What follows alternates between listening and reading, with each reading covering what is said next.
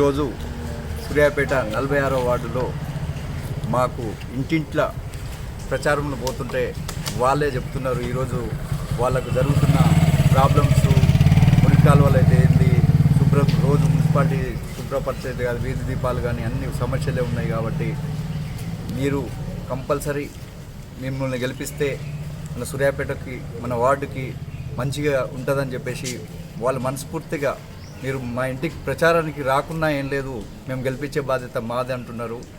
మాకు ప్రతి ఇంటికి పిలిచి వాళ్ళే మా ఓట్లన్నీ మీకే పడతాయని అంటున్నారు.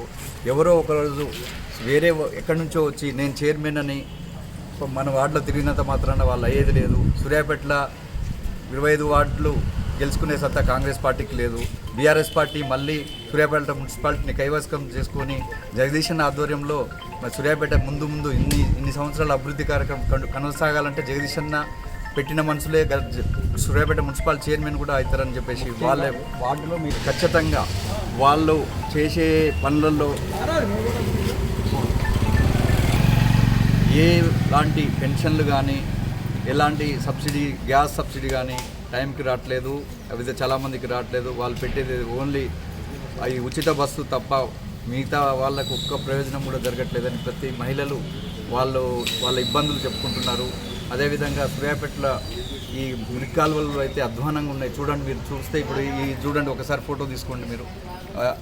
ఇక్కడ డబుల్ బెడ్రూమ్ ఇల్లు రాలేదు కానీ ఎన్ని సమస్యలు చెప్పుకుంటున్నారు. మీరు ప్రాక్టికల్గా ఒక్కసారి కెమెరా తిప్పి చూడండి. ఒకటి సూర్యాపేట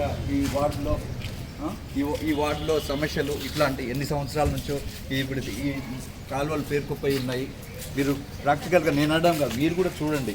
ఇవి కాలువలు ఈ 46 వార్డులో ఇట్లాంటి ఎవరో చైర్మన్ క్యాండిడేట్ అని వస్తే గెలిపించుకుంటే మాకు లేదు. మీరు స్థానికులు, మీకు ప్రాబ్లం తెలిసిన వాళ్ళు మిమ్మల్ని గెలిపించుకుంటే మాకు మంచి జరుగుతుందని వాళ్ళు ప్రతి మహిళలు వాళ్ళు బ్రహ్మరథం పడుతున్నారు. ఈరోజు కంపల్సరీ ఎవరు ఎంత వాడు ఏ పెద్ద కాంట్రాక్టర్ అయినా వాడు ఎంత డబ్బు ఇచ్చినా మేము తీసుకుంటాం, కానీ ఓట్లు మాత్రం మీకే వేస్తామని వాళ్ళే దీవించి ఇంటింటికి నాకు సపోర్ట్ చేస్తున్నారు. ప్రతి ఒక్కరికి పేరు సమస్యకి వచ్చినాయి. మాకు 2 రోడ్లు సీసీ రోడ్లు వేయాలన్నారు ఉబట్ నగర్లో. మా జగదీష్ అన్న పోయినసారి మొన్న ఎలక్షన్స్లో శాంక్షన్ చేయించారు. అది తర్వాత గవర్నమెంట్ మారినందుకు ఆగిపోయినాయి.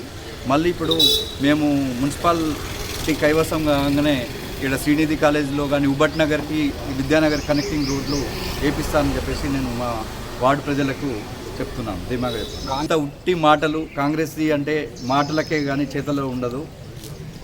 ఎలాంటి సంక్షేమ పథకాలు ఎవరికి చేరలేదు.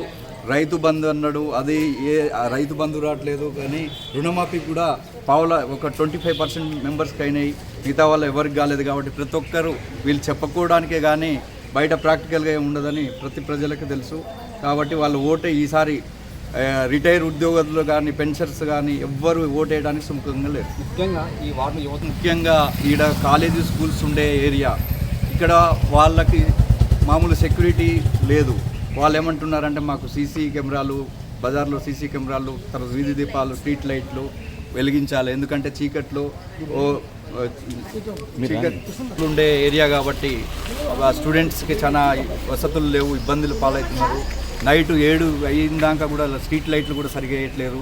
కాబట్టి విద్యార్థులు కూడా మాకు మీలాంటి వాళ్ళని గెలిపించుకుంటే మా వార్డులో కానీ మా కాలేజీల దగ్గర కానీ సీసీ కెమెరాలు అవి ఫిట్ చేపిస్తే మాకు బాగుంటుంది సెక్యూరిటీ టైప్లో అని చెప్పేసి వాళ్ళు యువత మన దగ్గరికి వాళ్ళు స్వచ్ఛందంగా వచ్చి మేము కూడా ప్రచారంలో పాల్గొంటామని చెప్పేసి మిమ్మల్ని ఆశీర్వదిస్తామని చెప్పేసి వాళ్ళు స్వచ్ఛందంగా వస్తున్నారు. మాకు సంతోషం. 40 వార్డుకు నేను కొత్తగా కాదు, 6 సంవత్సరాల నుంచి స్థానికుని ప్లస్ నేను ఎలాంటి పదవి లేకుండా చాలా కార్యక్రమాలు చేశాను. మా మహిళా సోదరులకు, మా పెద్ద పిల్లలకు అందరికీ సుపరిచితుంది.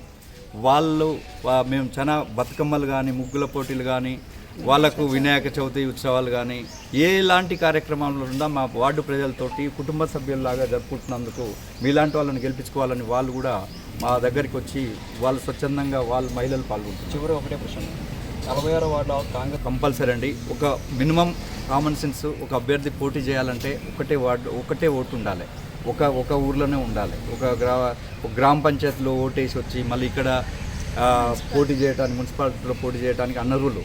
యాక్చువల్లీ మేము అధికారుల దగ్గరికి తీసుకుపోయాం, కానీ వాళ్ళు ఏం తగిన చర్యలు తీసుకోలేదు. తర్వాత మేము కోర్టుకు కూడా ఆశ్రయిస్తాం, అందులో ఎలాంటి సందేహం లేదు. అధికారులు కూడా అధికార పార్టీ ఉంది కాబట్టి ఆయన డబ్బు ఉంది, ఆ కాంట్రాక్టర్ అని చెప్పేసి వాళ్ళు పై అధికారులు చెప్పినట్టు వాళ్ళు నటిస్తూ, కానీ మీ కోర్టులు ఉన్నాయి, దానికి పరిష్కారం దొరుకుతుంది. మేము దాన్ని ఏమి ఇడిచిపెట్టాం, న్యాయ పోరాటం చేస్తాం. ఓటర్లు అంటే ఒక ఇంట్లో ఒక కుటుంబంలో ఒకటే హౌస్ నెంబర్లో ఫాదర్ది మదర్ది ఒక దగ్గర, పిల్లలది వేరే దగ్గర ఓట్లు ఉన్నాయి. అలా విధంగా చాలా ఇండ్లలో మీరు చూడండి, ప్రతి ఒక్క ఇంట్లో అట్లనే సమస్య ఉంది. ఈ వార్డులో ఉండేది ఇక్కడ 33వ వార్డులో 45వ వార్డులో ఓట్లు పడితే మేము వాళ్ళకు ఓటేస్తే మా సమస్యలు ఎలా చెప్పుకోవాలి అని వాళ్ళు స్వచ్ఛందంగా వచ్చి అడుగుతున్నారు. మేము ఓటు ఎక్కడో వేస్తాము, ఇక్కడ పోవడానికి వీలు లేకుండా ఉన్నది. కాబట్టి ఇలాంటి సమస్యలు పోవాలంటే మీలాంటి వాళ్ళు ఉంటే నెక్స్ట్ మీరు పోరాడతారని చెప్పేసి వాళ్ళు కూడా కంపల్సరీ వాళ్ళకి తెలిసి వాళ్ళ ఓట్లు లేకున్నా వాళ్ళ తెలిసిన చుట్టాల ఓట్లు కూడా వేయించి వాళ్ళు ముందు ఇలాంటి జరగకుండా మీరు ఉంటే మాకు బాగా జరుగుతుందని వాళ్ళు అంటారు. ఈ వార్డుల్లో మీ నేను ఎలాంటి పదవి లేకున్నా కూడా 6 సంవత్సరాల నుంచి వార్డు ప్రజలతోటి కలిసి ఉన్నాను. ప్రతి ఒక్క కుటుంబంతో ఒక కుటుంబ సభ్యుల్లాగా ఉన్నాను.